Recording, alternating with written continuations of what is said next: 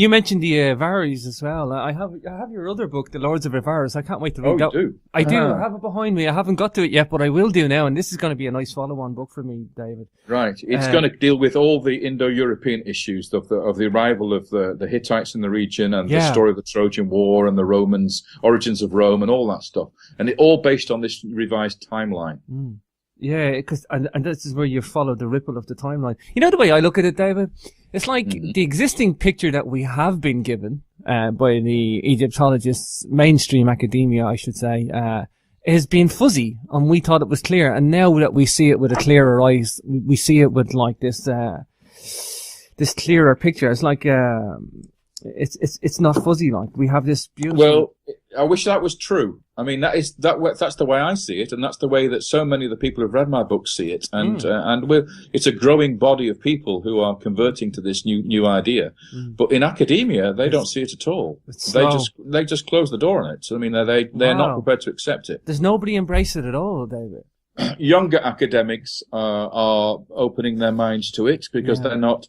They're not sort of like ingrained with the old ideas and traditions. Yeah. But when it comes to the older generation that were in universities and are still teaching today, they will not change their minds. But that's always the way. In a debate, it's very rare that one side will actually agree to change their ideas and go over to the other side. It's extremely unlikely that ever happens. Yeah. I think it was Max Planck, the famous physicist, who famously quoted and said that if a new idea comes along, you have to wait for the generation in whose time the idea is proposed to die off before that idea will be accepted. And that's usually the case. Yeah, you have to wait for one generation to pass for a new generation to accept an idea. Yeah, I've been very excited, David, certainly in the last 10 years, but I mean, the last 20 years has been revelatory for the whole of ancient Egypt, from Hancock, Boval and their stuff, and a whole host of other stuff, even ancient mysteries of Göbekli Tepe, and sure. We're in changing times now, David, and I'm really hopeful for the next generation. I really am. Well, it is interesting. I mean, I went to Göbekli Tepe way before everybody else did. I think I was there in 2001 or whatever it was, something like that. And because I was going to Eastern Turkey on an expedition, and I went there and I saw the site for myself, and it is a shock. Let's face it. To any archaeologist, any historian, Göbekli Tepe is a shock. Yeah. And it just does not compute with what we know of ancient history. So how to explain it? That's a very difficult question. Yeah. It is undoubtedly, in my view, a gathering place for pre-pottery Neolithic hunter-gatherers. In other words, this is well before the pottery age, well before pottery was invented. It's well before farming and anything like that, any agriculture. So it seems to be a clan gathering place for some rituals. And there are no burials there. I don't know if you know that. There's actually no bodies anywhere at that site. Nothing being found in the way of skeletal remains. I don't think they lived there either, David, did they? No, they didn't. It was a worship. And of course, it was all buried at the end of its time, intentionally buried. That's the biggest mystery of all, David, for me. Yeah, well, the thing for me that I'm sad about is that when people look at Göbekli Tepe, they try to find astronomical links to the so-called temples, the round buildings with the pillars. And they're not using their eyes, because when I went to the site, I noticed that as you go through towards the site, which is on your left-hand side, on the side of the hill, it's on the top of the hill, on the side of the hill, sloping away from it, looking right across, eastwards, across the mountains, there is a platform of rock, a huge, great big slab of rock. And all over that rock were holes cut and rectangles and slots for objects to be placed into. And it's quite clear to me that was an astronomical observation point. Wow. For rituals. Something like Stonehenge, where the crowd would stand there and align these objects that were placed in these holes and these slots to the sunrise, to whether it was the equinoxes or the solstices. And that's where people should be looking for the astronomical connections, not in the temples. The temples themselves will have no view of astronomy from within them, because they were completely surrounded by walls. There was no actual observational points within those buildings. Yeah. And I think people aren't looking in the right way at that site. I think a lot of people are making conclusions based on only 5% of it being uncovered as well. I mean, only 5%. Well, there's that as well. But how to explain it and what it's doing there, that's another matter. I mean, I wrote a book called Legend, the Genesis of Civilization, where I looked at the origins of ancient Egypt, but I went much further back and I looked at the book of Genesis, and I went to look for, effectively, whether there was a location somewhere on this planet that was equated with this place called Eden. Now, you know from reading your book of Genesis, those of you who've read the book of Genesis, that it's a very, very matter-of-fact description of where it's located. It's not somewhere in the clouds. It's not somewhere underneath the earth. It's on the earth. And Adam and Eve, whoever these people were, they left this place and never went back to it. Okay, so in chapter 2 of Genesis, you actually read that the location of Eden is where the 4 rivers that they mention in the Bible in Genesis actually have their headwaters. Yeah. Now, two of those rivers we know. One's called the Euphrates, and the other one's called the Tigris. And they flow down into Mesopotamia, into modern Iraq. But if you trace their sources, the rivers back to their sources, they start up beyond the Zagros Mountains, which separate Iran from Iraq, that great range of mountains. Their sources are beyond that to the north, in a region which was ancient Armenia. Urumania is called, and it's now part of western Iran. So if you go to that area where Lake Van is in eastern Turkey, or Lake Urumia is in western Iran, that's the land of Eden, where those 2 rivers have their sources. And by going there myself, I went up, I think I did 9 expeditions into this region. I left from southern Mesopotamia in Susiana, which is sort of like to the east of modern Iraq, in southern Iran, in the plain there, where I left there in my vehicles, and we traveled up through the mountain passes of the Zagros Mountains, going through the 7 gates that lead to heaven, to paradise. Wow. And we actually found the location of the Garden of Eden. Yeah. Now, you may think that sounds crazy, but actually what we found the other 2 rivers in the book of Genesis and their sources, the Pishon and the Gihon. And we found the land of Cush, which is mentioned, from which the Gihon flows. And we found the land of Nod, where Cain is exiled when he kills his brother Abel. It's still there today. And we even found the river that flows to the Garden of Eden. And looking, you stand in that valley, and you look by the river, and you look up, and there's the mountain of God that's mentioned in the Bible. You know, so it's all still there, and I'll tell you where it is now. It's actually, if you go to your Google Earth or Google Maps, you can find it located where the city of Tabriz is today. The ancient city of Tabriz, which is the end of the Silk Road, the western end of the Silk Road to China. And it's there, in that valley, where the so-called Garden of Eden was located. The place where whoever these people were originally lived before they migrated southwards into Mesopotamia over those mountains. So, and we can trace the pottery development from that region down into Mesopotamia. And it's, of course, why in Mesopotamia, which, of course, is a great flat valley with no mountains at all, it's why the gods of the Mesopotamians, of the Sumerians, had their houses on top of mountains that were built by humans. Wow. The Tower of Babel is one example. Yeah. The ziggurats, what people falsely call them pyramids, but the ziggurat tower temples of Babylonia and of Mesopotamia, of Assyria, have the house of the gods on top of them, just like in Mesoamerica, where you have the god's house on top of the temples there. It's the house of the god is on top of a mountain. That tells you that the people worshipped gods who came from the mountains. And if the gods came from the mountains, the people must have come from the mountains too. You don't find people in flatlands worshipping gods who lived in mountains, unless they came from the mountains originally. A lot of people just tried to associate Babylon with the Tower of Babel just by name, wasn't it? Yeah, but unfortunately, that's a mistake. Yeah, that doesn't make sense. The word Babylon means originally in the Akkadian language is Bab Ilu, which means the gate of the gods. Okay, it's in other words, it's the gate entrance towards the city of Babylon. But in fact, there was another Bab Ilu. In Babylon itself had 2 names, or the temple area had 2 names. One of them was Babilu, the gate of the gods, and the other one was Nun-Ki. Nun-Ki means the mighty place in Sumerian. Nun.ki. Ki is place or earth, and Nun means mighty. Now, there was another city in southern Mesopotamia, in the land of Sumer, which was called Nun-Ki, and that was the place where the first tower temple was constructed, the first ziggurat was constructed. And it's a place we call Eridu. And it's right by the Gulf of the Persian Gulf, or the Arabian Gulf, right at the head of the Gulf. And that is the place where the Sumerian traditions say the first kings arrived to found the first city on earth. Wow. That is the place where they built the first ziggurat. And guess what? The ziggurat was never finished. It was abandoned, and the people left the place, just like the story of the Tower of Babel.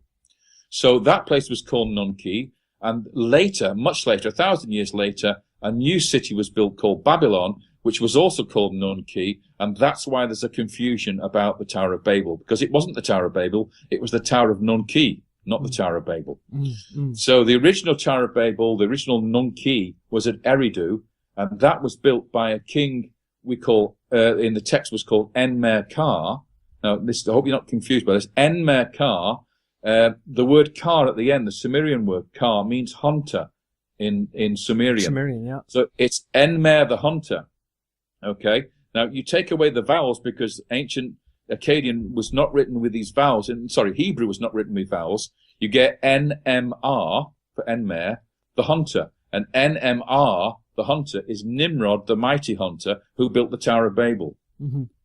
So we actually can identify Nimrod, the legendary Nimrod of the Bible, with King Enmerkar of Sumer, who built the Tower of Eridu, Nun-Ki, and it was abandoned and left abandoned and unfinished, exactly like the biblical story. Wow. Wow, how insightful. Have you been up as far as, what's that place called in Armenia, Stonehenge? They have like a Stonehenge place as well. Have you been up as far as that, David? Is that in modern Armenia? Because modern Armenia is further north than ancient Armenia. I've only been as far as the northwestern Iran, the Tabriz Valley, and Armenia modern is further north. But the Armenian Christians have their cathedrals and their patriarch in the area that I've been to. So I'm not quite sure where this place is you're referring to. It could be in modern Armenia. Yeah, because the borders. The area I am. Yeah, the borders have changed. That's right. I forgot about that. Yeah, so Urumania, the ancient Urumania, which became Armenia, classical Armenia, is further south than the modern Armenia. For me, Middle Eastern history is some of the most fascinating, David. It's absolutely inspiring and, insightful. Well, it is for me too. I mean, I love history with a passion. And the amazing thing is that when I was at school, I was raised a Catholic when I was a kid. And as usual, when you become a lapsed Catholic pretty quickly, if you are one. Me too. But anyway, when I was at school in my day, I went to a public grammar school, and in those days, of course, any Jews or Catholic boys were not permitted to attend assembly because of the hymns and stuff and the Protestant teaching, and we were not allowed to attend the religious instruction classes or RE classes.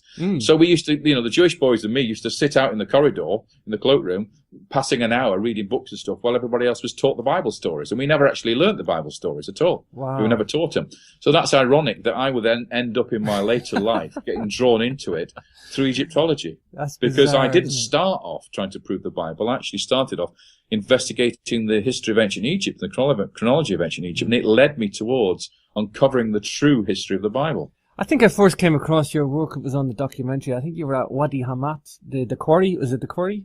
Oh, yes, that's right. That was called Pharaohs and Kings back in 1995. That was broadcast. That was sort of at the beginning of it all for the public. That's the first they heard about it. But I've been working on it for 20 years before that. Wow. So you've been at this for a while. A fair while. Yeah, absolutely. Wow. The funny thing is that when I was a kid, I can't explain this, but when I was a kid, I think I was about 6 years old at the time. Apparently, I wrote every single Egyptian pharaoh's names from the first dynasty to the 30th dynasty, not only in hieroglyphs, but also in Greek and English. So even before I could really write properly, I was writing down the names of the Egyptian pharaohs in hieroglyphs. And I went to Egypt for the first time at the age of 9,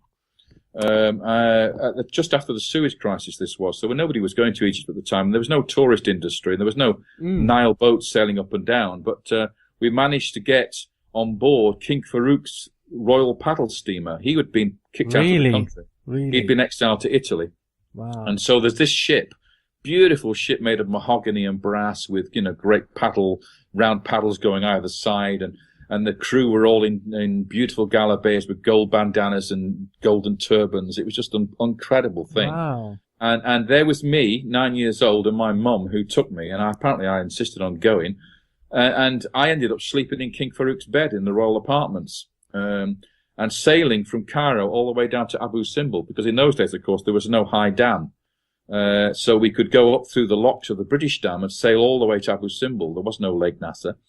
And I was given as a young boy of 9, the boat arrived in the middle of the night, and the next morning, before dawn, I was given the great big brass key shaped in the form of an ankh that opens the doors of the Temple of Abu Simbel. And I was sent down the gangplank onto the beach, because this was before the temple was moved up above.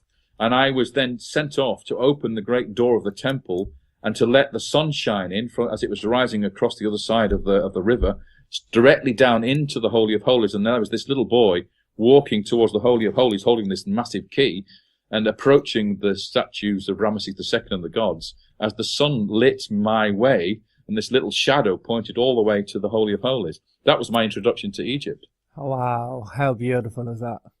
Wow. Yeah, it was amazing, I have to say. It was amazing. Wow. Man, you've seen a lot of change then through Egypt, David. I have, yes. Unfortunately, I have. And it's rather sad, because I get quite depressed going there these days. I bet you do. Not only because of the crowds, but the way that Egypt has changed.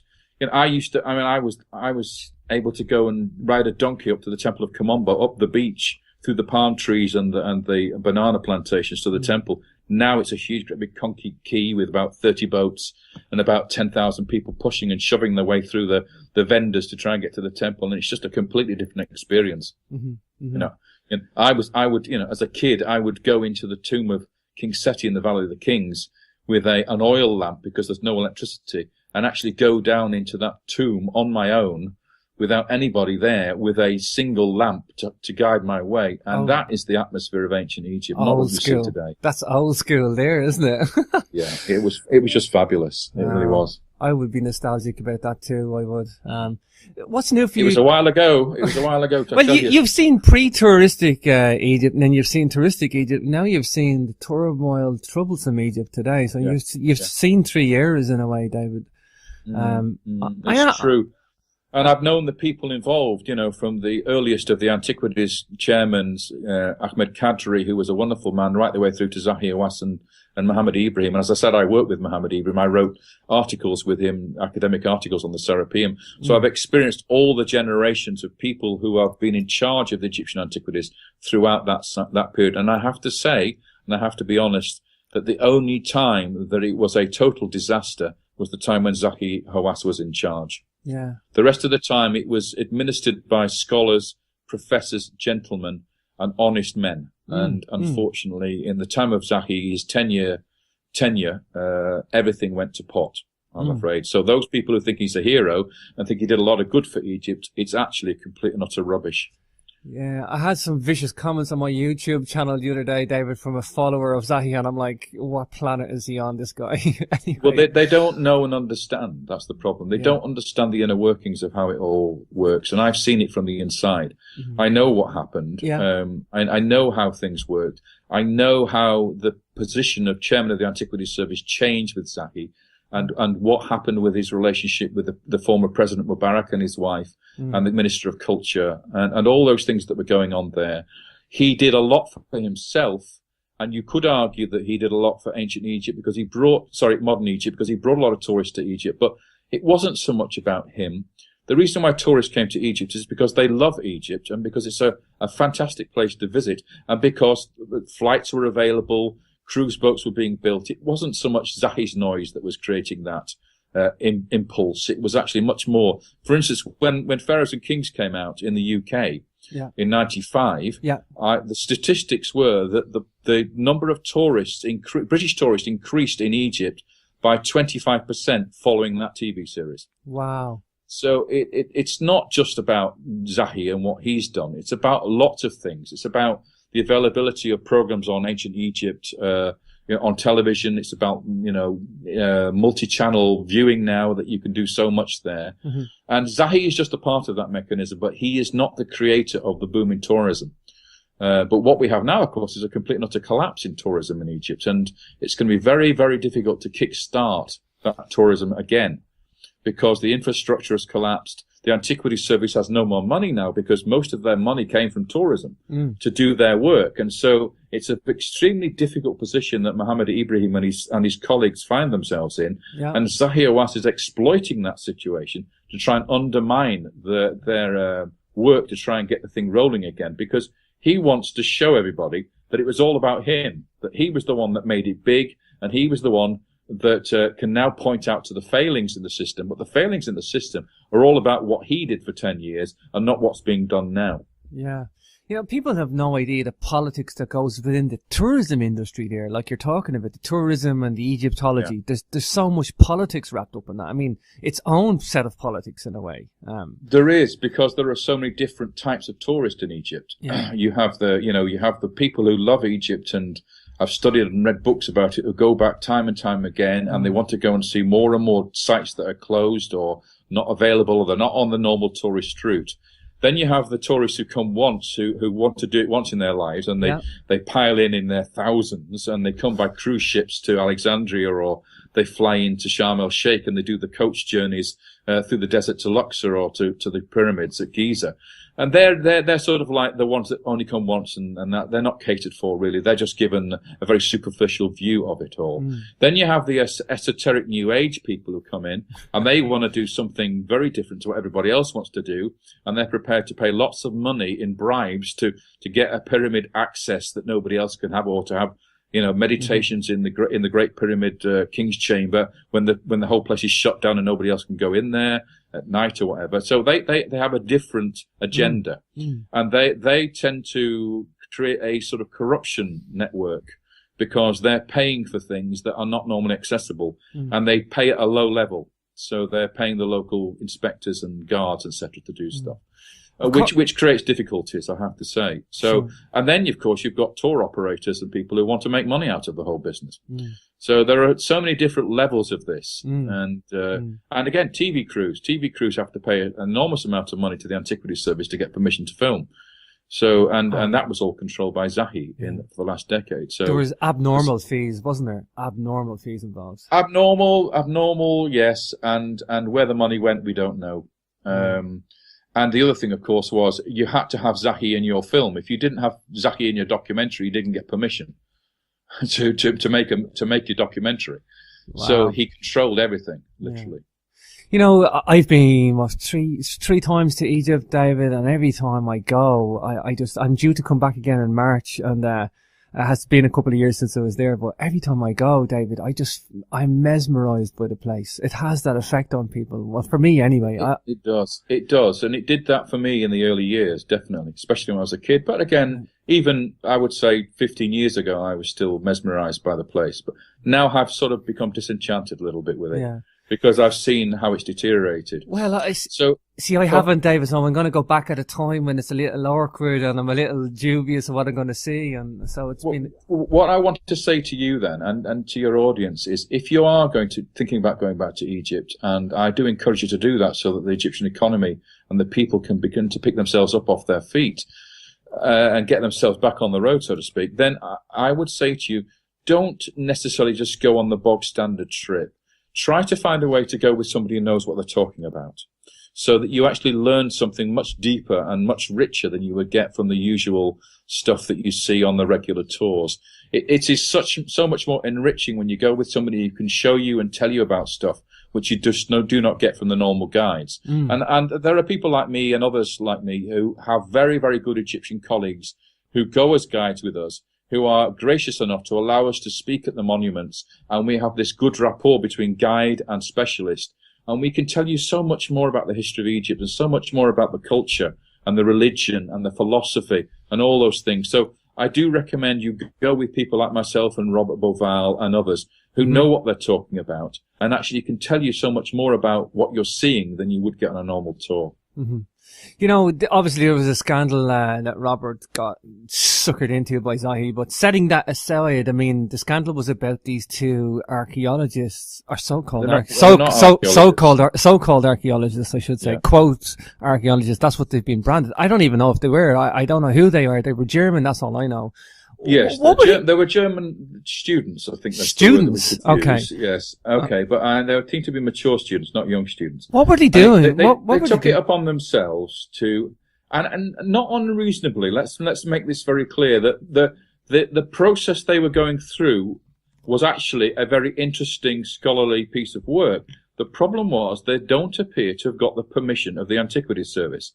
Now, they do seem to have had a permit to go into the Great Pyramid and do some investigative work. And that is a normal thing you get. You pay, I don't know, $3,000 or whatever it is to get a ticket to do that.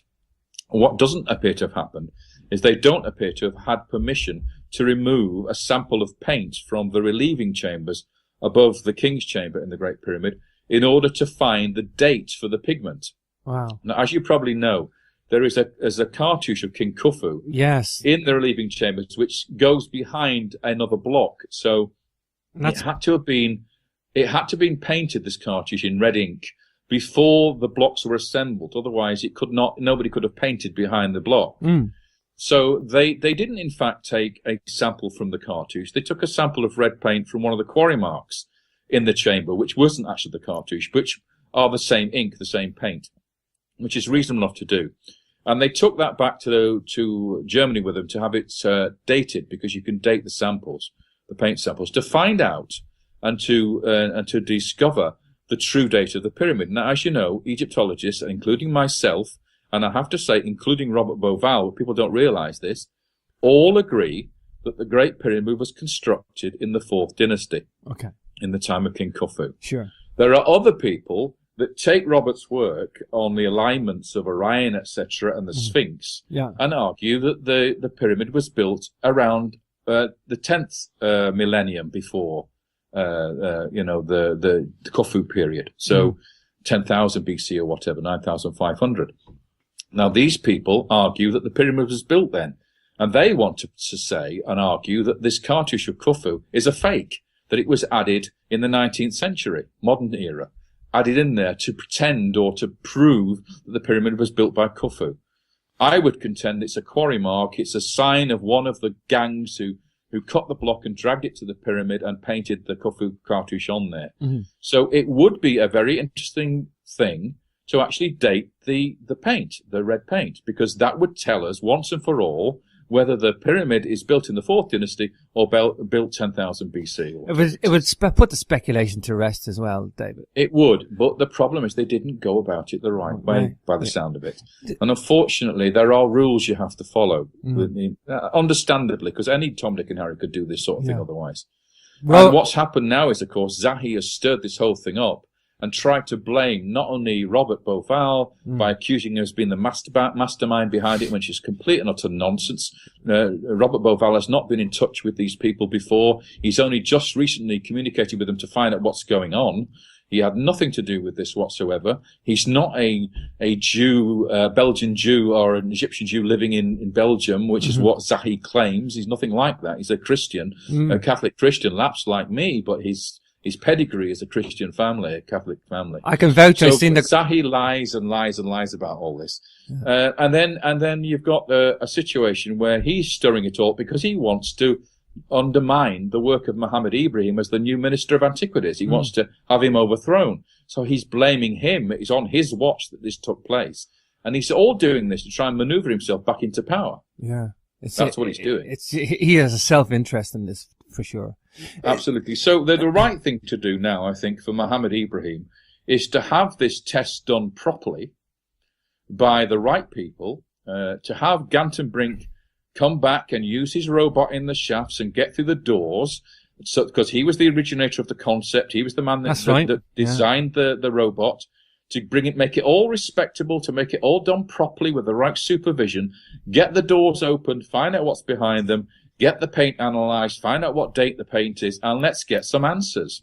And that's what Robert and myself are trying to do. And I think hopefully we can persuade Muhammad Ibrahim to take these initiatives, because that's the only way to sort this mess out. Let's have no more briberies. Let's have no more backhanders. Let's have no more surreptitious try to find out this, that, and the other. Let's do it all through the right authorities with an open mind and see what comes out. Sure. Where's the paint at now? Can this paint still? Have they not done anything with the paint? Whatever. I think it's been analysed in Dresden, as far as I know. Do we have any results? The results have not been published, as far as I know, either. And the problem is that I think under the permit conditions, that the publication of the results has to be through the Egyptian Antiquities Service. So because there's now a standoff, because we've got the police involved, we've got Interpol involved, we've got a warrant for the arrest of these two Germans in Egypt, all this going on, it's unlikely now that there's going to be cooperation between the two parties. So it may take somebody like a Robert Bauval to try and get this thing resolved. I mean, he's in touch with both sides, and maybe he can act as an intermediary to get the results published. But to be quite frank, in order to, because of all the dubious qualities of nature of this particular investigation, it would be much better now for the whole thing to be started again and for a new sample to be taken under the proper regime and done by several laboratories so they can cross-check and compare rather than a single laboratory on a dubious sample. We don't know the origins of that sample now. It could be a fake sample that's gone to them. We just don't know whether the piece that went to the laboratory is the same piece that came out of the pyramid. We don't know that. Yeah, David, the bit that gets me is the relieving chambers, for the people that don't know, the listeners, the relieving chambers are above the King's Chamber, and they have to be accessed via a ladder.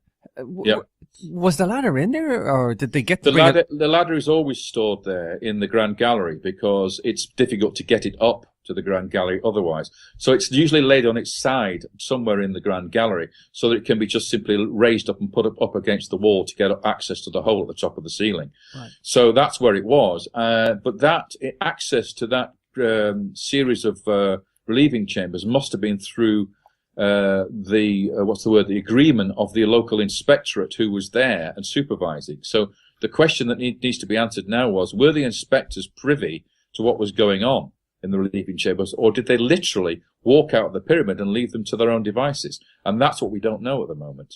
But we know what we do know is the inspectors have been arrested and actually in prison now as a result of this.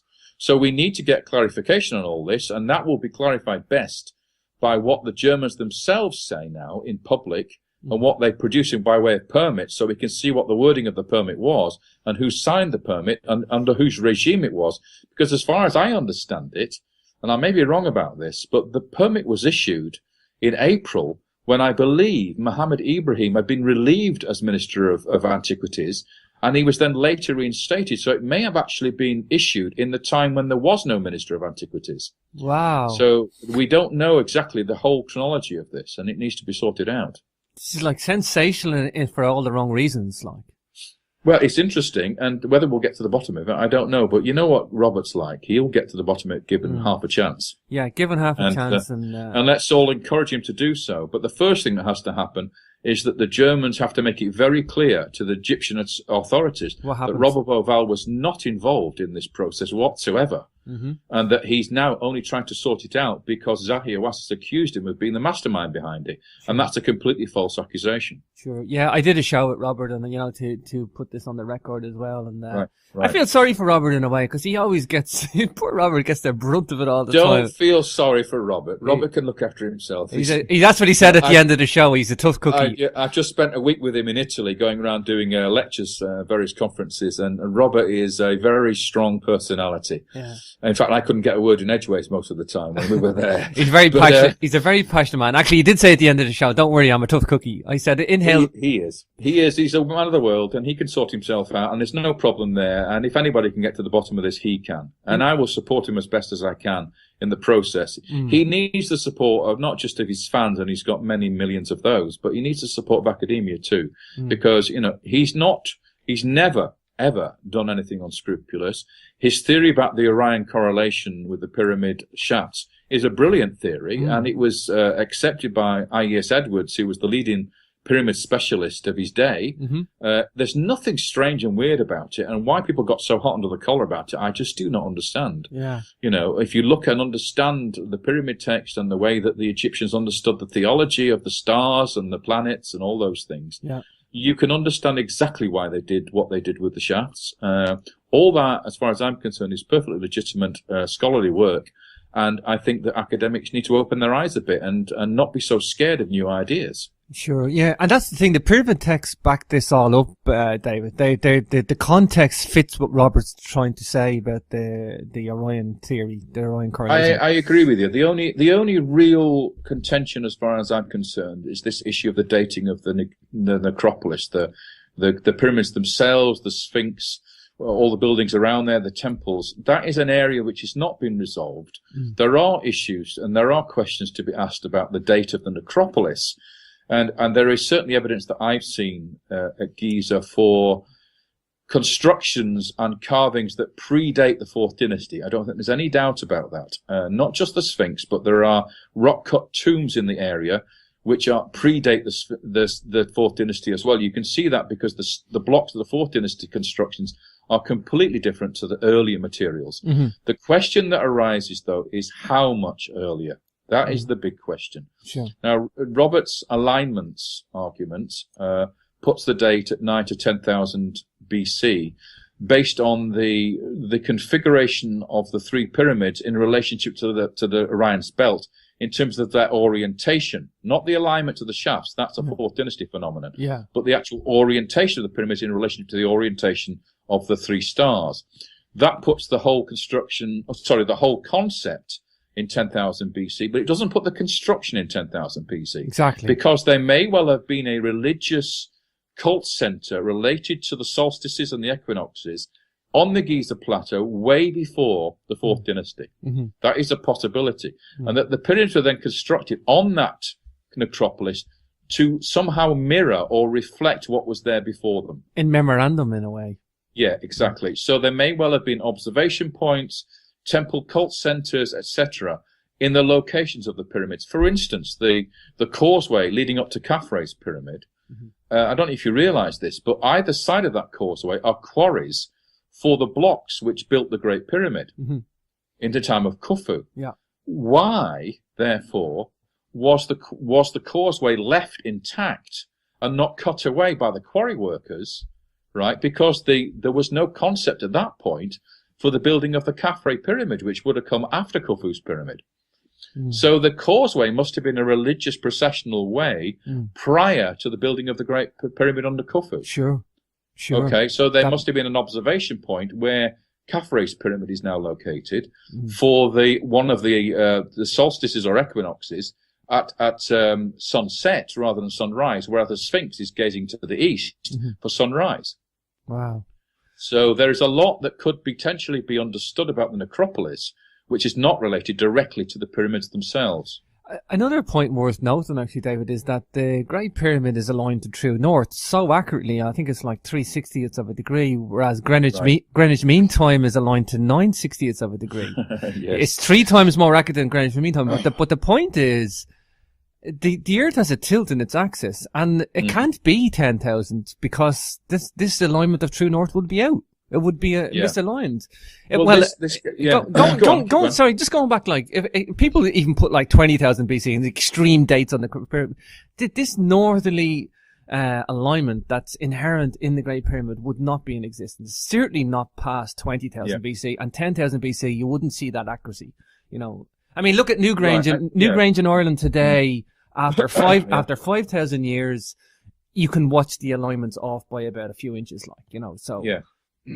I think this all gets down to this whole business of, and I hate to raise this subject because it's something which gets in my craw, but this whole idea of advanced cultures, pre-existing advanced cultures, or even alien cultures, somehow or other doing all this work and aligning things in some magical way. I am so dead against this. I'm not against the idea that we are the only civilizations or creatures in the universe by any stretch of the imagination. Sure. Nobody who's got a brain will think that we are the only, God's creators in the universe. Sure. The number of, habitable planets in the universe is in the trillions. Yeah. So it's a nonsense to think that we're the only life forms. So there are other civilizations, probably more advanced than us, some not, some more, across the universe. And there's not to say that in some time in our past, one of those civilizations may have visited this planet, although I don't think it's the case. What I do not understand is why people have to go down the Stargate sort of fantasy route of saying that, you know, there is either an Atlantean civilization or a alien civilization who taught these dumb Egyptians to build these wonderful monuments. You know, these silly Egyptians who could not do anything for themselves, who are not capable of, with technology, to work the stones and do these wonderful pieces of artwork. Why do we have to decry and belittle human civilization in that way? You just have to look at what we've achieved over the millennia as a civilization, the music we write, the art we create, the statues we carve, the wonderful buildings we make, to suggest that we are not capable of doing this stuff.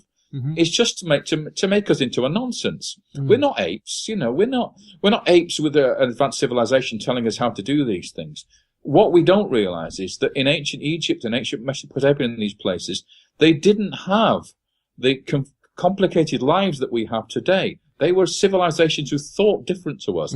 They developed skills beyond what we can do today because they didn't have the clutter of modern technology exactly in their lives. We're handicapped in a way, and these guys weren't. We're handicapped with our Western civilization, like, you know, we're caught up in they knew how to cut stone, they knew how to move stone, they knew how to build buildings. That's what they did. That's what they were experts in. Okay, we don't understand now today how they did it. We don't know how they really cut those granite obelisks. We don't know how they drilled those fantastic holes and those wonderful reliefs and all the rest of it. We don't know how they built these huge pyramids. We don't understand it. But that's not because it's a foreign alien civilization that built them. It's because we've lost the will or the knowledge of how they did it. Just like we've lost our sense of smell that animals have, or we've lost our eyesight the way that the ancients had. You know, that our skills are different now to what they were in those days, and that's what it boils down to. I always draw people to the attention, David, and I'm with you on that, is that these guys had a lovely template for a civilization. It was like, you know, they had a great philosophy. They were, you know, a great science. They explored nature. They explored science. They explored astronomy. They explored, you know, all sorts of philosophies. Like, you know, they were teachers. They were teaching their own philosophy, and it was all knowledge-based.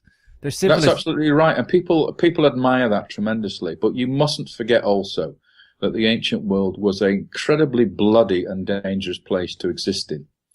You know, I mean, the amount of killing and slaughter that went on in those days. Barbaric, you just take an example of Joshua and the Israelites going and conquering the Promised Land. If that really did happen, that was the first ethnic cleansing in history. They slaughtered every living being, creature, baby, infant, woman, man that got in their way to get that landscape, to actually control that area. They were brutal. They were absolutely brutal people. And the Assyrians were no better. They used to impale people on stakes and flay them alive. And the Egyptians, I'm sure, had their own atrocities to account for, although we don't know many of them, to be honest.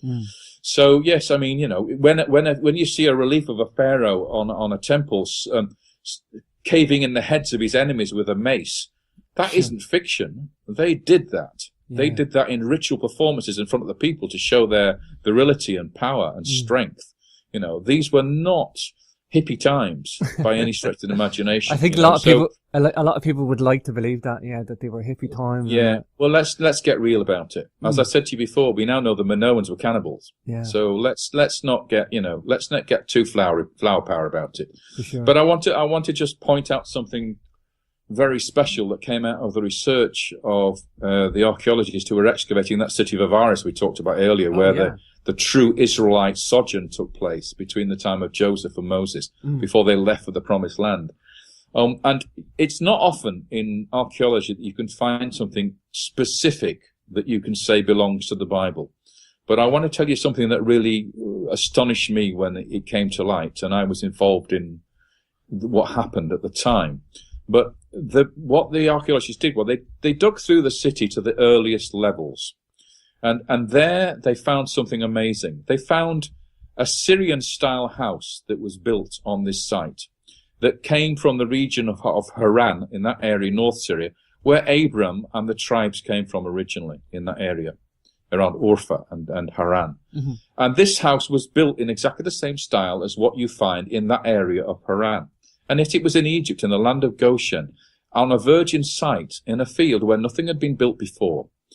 And this house was surrounded by a dozen or so houses of smaller kind, okay, which amounted to about 70 to 100 people in all told. Now, that is the number of people that Jacob brought into Egypt when Joseph became vizier of the country after the famine, or during the famine. Mm-hmm. Around 70 to 100 people were brought in. And that was the core of the city, which became this massive, one of the biggest cities in the ancient world. By the time of the Exodus, this was a huge city spanning several square kilometers. So the population had expanded massively from that small core at the beginning, surrounding that little Mittelsaal house, the Germans call it. It's a middle room house from Syria. Wow. Now, on top of that house, which was demolished in the next generation, was built a palace, a beautiful palace in Egyptian style. And the facade of the palace had 12 columns in front of it. And as you know, Jacob had 12 sons. Mm-hmm. And in that palace, there was an audience chamber and a robing room and a large bedroom. And it's a beautiful thing. And in the back garden of the palace, the archaeologists found 12 tombs. Okay. Again, 12 pillars, 12 tombs, 12 sons of Jacob. Okay. One of the tombs was a pyramid tomb. It was the only one that was a pyramid tomb with a chapel on the front. Now, it's amazing to find a pyramid tomb at this time, because pyramid tombs were only ever constructed in this era for kings and queens, not for commoners, not for ordinary people, officials, right? And yet this tomb belonged to an official of state who was not king of Egypt, and yet it was a pyramid tomb.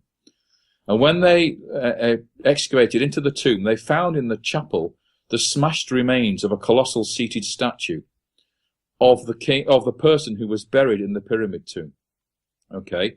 And when they examined it, they found that he had red hair, he had yellow skin, and he had a throw stick across his shoulder as a scepter of office. Now, a throw stick in the ancient world was a symbol of a Semitic person. It's like a hunting device, like a boomerang. Yeah. And whenever you see this throw stick, it means this guy is not Egyptian. He's a Semite, or Semite. In other words, he was a Semitic high official working for the Egyptian state, and the state, the king, had given him a palace in the land of Goshen with a pyramid tomb and a colossal funerary statue. Okay? And when you look at the back of the statue, the fragments that are left, the paint that survives shows that he was wearing a coat of many colors. Wow. Okay? And in the tomb, when they dug the tomb beneath the pyramid, they found that the tomb burial chamber was completely empty. There was no coffin, there was no pottery, there were no mummy beads, and most of all, most importantly, there was no body, no bones. Now, when robbers wreck or go into a tomb and plunder it, they do not take the bones with them. Mm-hmm. The bones are of no value to them whatsoever. Sure. And if you know the story of Joseph, when he died, he asked his brethren to make sure that if they ever left Egypt and went to the promised land, they would take his body from the tomb and bury it in Shechem in the promised land. And that's exactly what we see in Avaris. We found the palace of Joseph. We have the tombs of his brothers, and 12 tombs. We have the pyramid tomb of Joseph with the cult statue of Joseph wearing his multicolored coat, and we find an empty tomb. Wow. So there is proof to me that archaeology and the Bible coincide, and one confirms the other. Wow. That's so fascinating, David. So fascinating. I can't wait to read Lords of Avaris now. David, we'll have another show for that. We'll have to, David. We'll have to. Look, we're at the top of the second hour. It's been so great talking to you today. It really has. What a knowledgeable guy you are. What a knowledgeable guy. Well, one day you'll have to get me and Robert on together. That'll be good fun. Yeah, you know, actually, that would be a good show, and we'll do that. I'm gonna do that in the new year. I'll have read the Lords of Avaris by then, and we'll get you and Robert back for a double show. That'd be super interesting for the show. Only on one condition, that is that he doesn't actually hog the whole show, and I get to talk a bit. You'll have to fight with him for that one. He's a prolific talker. David, I just want to say your webpage before we go is davidrohlonttour.blogspot.co.uk. And you can catch your books there. I'm going to stick it in the YouTube description as well, and for the guests on the webpage. Just before you go, are you working on anything interesting at the moment? Are you writing? I'm just writing a book on the Exodus, myth or history, which will deal with all this material, because I've been involved in the making of a movie documentary in America about this whole issue of Exodus. Wow. As you know, that there's 2 movies coming out in the next 18 months to 2 years on Moses. One done by was going to be done by Spielberg, but now it's going to be done by Ang Lee, and the other one done by our famous English director, whose name has completely gone from my head, who did Gladiator. Help me with this one. Madonna's boyfriend, ex-boyfriend, Guy Ritchie. Yeah. No, no. The director. Guy Ritchie. Oh, Ridley Scott. Oh, Ridley Scott. Oh, sorry, I got it. He's just making a movie at the moment in Spain on Moses. He's filming here. Wow. That will be coming out in about a year's time. So all the excitement about the Bible is going to be resurrected in the near future. Wow. Bible stories have become the new vampire movies. Yeah. So there's going to be a whole new genre of biblical epics coming out. You know, there's the one on Noah's flood that's being released shortly and stuff. So it's going to be the new genre of epic movies. So this documentary movie I've been involved with, deals with this whole thesis that I've been telling you about, the revised chronology, how to look for the biblical stories in a new timeline. And so I've written a book to accompany that, and that will be out sometime in the new year. Wow. Well, I look forward to that, David. David, it's been a pleasure having you on the show. You know, I've enjoyed it. Me too, and you come back anytime, David. Observational points within those buildings. Yeah. And I think people aren't looking in the right way at that site. I think a lot of people are making conclusions based on only 5% of it being uncovered as well. I mean, only 5%. Well, there's that. Yes, there's that as well. But how to explain it and what it's doing there, that's another matter. I mean, I wrote a book called Legend, the Genesis of Civilization, where I looked at the origins of ancient Egypt, but I went much further back and I looked at the book of Genesis, and I went to look for effectively whether there was a location somewhere on this planet that was equated with this place called Eden. Now, you know from reading your book of Genesis, those of you who've read the book of Genesis, that it's a very, very matter-of-fact description of where it's located. It's not somewhere in the clouds. It's not somewhere underneath the earth. It's on the earth. And Adam and Eve, whoever these people were, they left this place and never went back to it. Okay, so in chapter 2 of Genesis, you actually read that the location of Eden is where the 4 rivers that they mention in the Bible in Genesis actually have their headwaters. Yeah. Now, two of those rivers we know. One's called the Euphrates, and the other one's called the Tigris. And they flow down into Mesopotamia, into modern Iraq. But if you trace their sources, the rivers back to their sources, they start up beyond the Zagros Mountains, which separate Iran from Iraq, that great range of mountains. Their sources are beyond that to the north, in a region which was ancient Armenia. Urumania is called, and it's now part of western Iran. So if you go to that area where Lake Van is in eastern Turkey, or Lake Urumia is in western Iran, that's the land of Eden, where those 2 rivers have their sources. And by going there myself, I went up, I think I did 9 expeditions into this region. I left from southern Mesopotamia in Susiana, which is sort of like to the east of modern Iraq in southern Iran, in the plain there, where I left there in my vehicles, and we traveled up through the mountain passes of the Zagros Mountains, going through the 7 gates that lead to heaven, to paradise. Wow. And we actually found the location of the Garden of Eden. Yeah. Now, you may think that sounds crazy, but actually what we found the other 2 rivers in the book of Genesis and their sources, the Pishon and the Gihon. And we found the land of Cush, which is mentioned, from which the Gihon flows. And we found the land of Nod, where Cain is exiled when he kills his brother Abel. It's still there today. And we even found the river that flows to the Garden of Eden. And looking, you stand in that valley, and you look by the river, and you look up, and there's the mountain of God that's mentioned in the Bible. You know, so it's all still there, and I'll tell you where it is now. It's actually, if you go to your Google Earth or Google Maps, you can find it located where the city of Tabriz is today. Ancient city of Tabriz, which is the end of the Silk Road, the western end of the Silk Road to China. And it's there in that valley where the so-called Garden of Eden was located, the place where whoever these people were originally lived before they migrated southwards into Mesopotamia over those mountains. So, and we can trace the pottery development from that region down into Mesopotamia. And it's, of course, why in Mesopotamia, which, of course, is a great flat valley with no mountains at all, it's why the gods of the Mesopotamians, of the Sumerians, had their houses lithic hunter-gatherers. In other words, this is well before the pottery age, well before pottery was invented. It's well before farming and anything like that, any agriculture. So it seems to be a clan gathering place for some rituals. And there are no burials there. I don't know if you know that. There's actually no bodies anywhere at that site. Yeah. Nothing being found in the way of skeletal remains. I don't think they lived there either, David, did they? No, they didn't. They didn't. It was a worship. And of course, it was all buried at the end of its time, intentionally buried. That's the biggest mystery of all, David, for me. Yeah. Well, the thing for me that I'm sad about is that when people look at Göbekli Tepe, they try to find astronomical links to the so-called temples, the round buildings with the pillars, and they're not using their eyes, because when I went to the site, I noticed that as you go through towards the site, which is on your left-hand side, on the side of the hill, it's on the top of the hill, on the side of the hill, sloping away from it, looking right across, eastwards, across the mountains, there is a platform of rock, a huge, great big slab of rock, and all over that rock were holes cut and rectangles and slots for objects to be placed into. And it's quite clear to me that that was an astronomical observation point. Wow. For rituals, something like Stonehenge, where the crowd would stand there and align these objects that were placed in these holes and these slots to the sunrise, to whether it was the equinoxes or the solstices. And that's where people should be looking for the astronomical connections, not in the temples. The temples themselves will have no view of astronomy from within them, because they were completely surrounded by walls. There was no actual observation, because they're not sort of like ingrained with the old ideas and traditions. Yeah. But when it comes to the older generation that were in universities and are still teaching today, they will not change their minds. But that's always the way.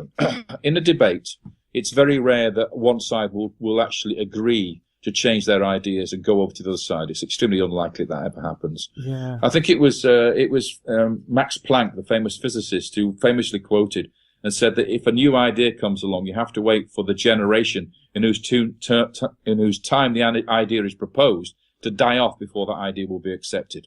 And that's usually the case. Yeah, you have to wait for one generation to pass for a new generation to accept an idea.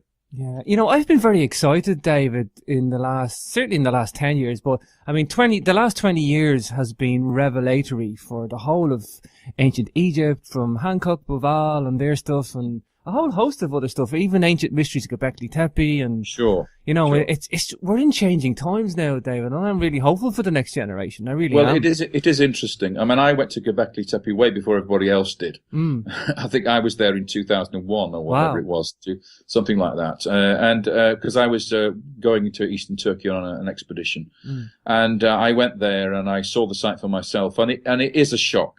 Let's face it. To any archaeologist, any historian, Göbekli Tepe is a shock. Yeah. And it just does not compute with what we know of ancient history. So how to explain it? That's a very difficult question. Yeah. It is undoubtedly, in my view, a gathering place for pre-pottery Neolithic.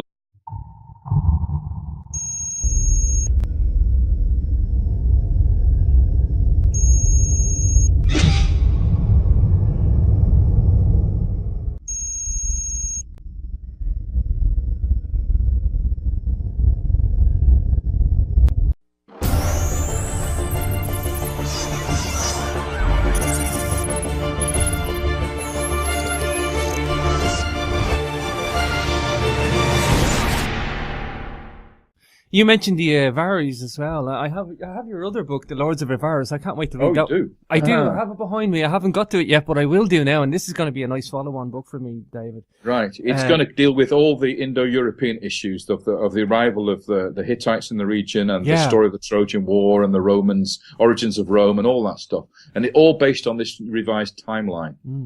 Yeah, and this is where you follow the ripple of the timeline. You know the way I look at it, David? It's like the existing picture that we have been given by the Egyptologists, mainstream academia, I should say, has been fuzzy, and we thought it was clear. And now that we see it with a clearer eyes, we see it with like this clearer picture. It's like it's not fuzzy. Like we have this beautiful. Well, I wish that was true. I mean, that's the way I see it, and that's the way that so many of the people who've read my book see it. And it's a growing body of people who are converting to this new idea. But in academia, they don't see it at all. They just close the door on it. I mean, they're not prepared to accept it. There's nobody embrace it at all, David. younger academics are opening their minds to it.